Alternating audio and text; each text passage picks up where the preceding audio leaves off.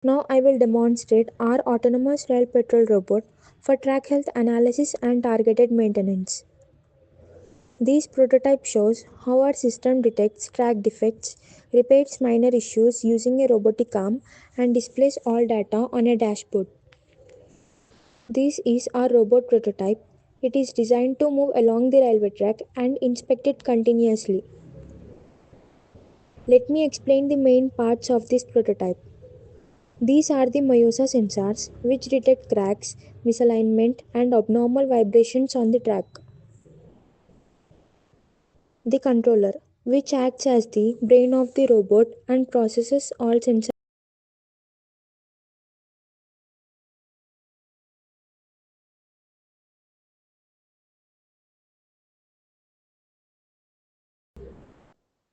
Role of the dashboard.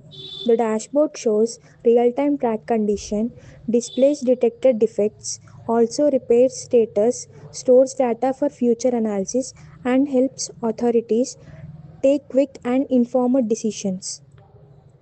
Thank you.